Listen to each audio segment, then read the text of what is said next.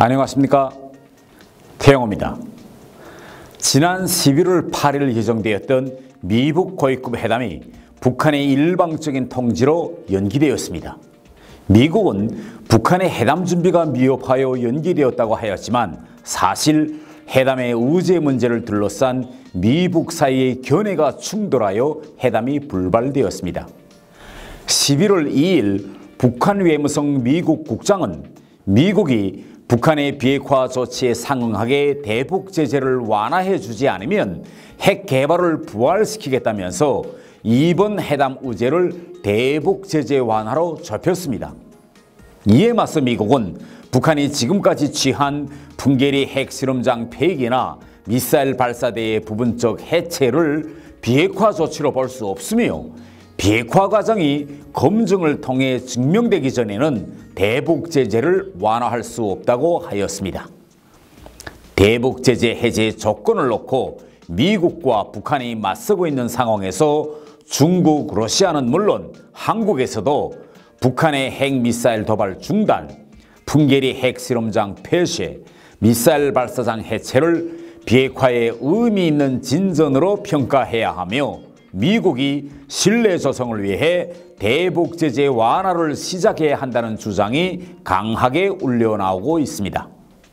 결국 논점은 제재 완화 시작에 필요한 조건을 북한이 지금까지 한 조치들 정도면 충분하다고 볼 것인지 아니면 핵 리스트 제출과 같은 진정성 있는 조치로 볼 것인지에 대한 문제입니다. 핵 협상에는 핵무기를 완전히 없애버리는 핵 폐기 협상과 핵무기의 보유는 인정해 주되 핵 공격 능력을 약화시키는 핵 군축 협상이 있습니다. 미국은 지난 시기 핵 완전 폐기 협상을 벌려 남아공, 우크라이나, 벨라루시, 카자흐스탄 등 핵 보유국들의 핵무기를 2년도 안 되는 짧은 기간에 다 폐기해버리고 그에 상응한 경제적 대가를 지불하였습니다. 이러한 핵 폐기 과정에서 선차적인 문제는 핵시설 신고이며 핵시설 신고서에 기초하여 동시적이고 전면적인 핵 폐기를 진행하는 것이 지금까지 적용된 보편적 핵 폐기 원칙이며 과정이었습니다. 미국과 유럽은 북한과의 핵 협상에서 이러한 보편적인 원칙을 적용하자는 것입니다.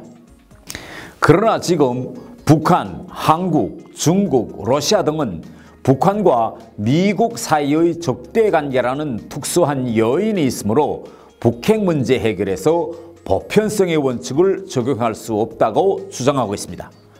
지금 북한이 주장하는 가능한 것부터 단계적으로 하나씩 비핵화로 가자는 제안은 시작부터 핵 폐기 협상이 아니라 핵 군축 협상을 통해 핵 보유국의 지위로 가겠다는 것입니다. 북한의 핵 공격 능력이 1%도 약해지지 않은 조건에서 일부 핵시설 폐기에 대한 상응 조치로 대북 제재의 부분적 완화를 시작하면 결국 북한을 잠정적으로나마 핵 보유국으로 인정해주는 것이나 다름없습니다. 만일 북핵 협상이 핵 군축 협상으로 가닥 잡히면 비핵화 과정은 상당히 길어질 수밖에 없으며 북한의 핵 공격 능력은 없애지 못하면서 북한의 수많은 핵시설들을 하나씩 폐기하는 데 대한 상응 조치로 대북 제재를 연속적으로 해제해주는 상황이 펼쳐질 수밖에 없습니다. 그러므로 우리는 먼저 핵 리스트를 받아내고 북한의 핵 공격 능력 일부라도 해체하는 조건에서 대북 제재의 일부를 완화하는 방향으로 가야 합니다. 지금 우리가 관심 돌려야 할 문제는 북핵 시설의 단계적 해체와 함께 북한의 핵 공격 능력의 단계적 약화입니다.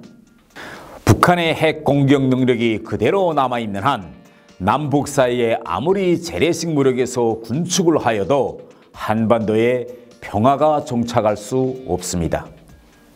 감사합니다.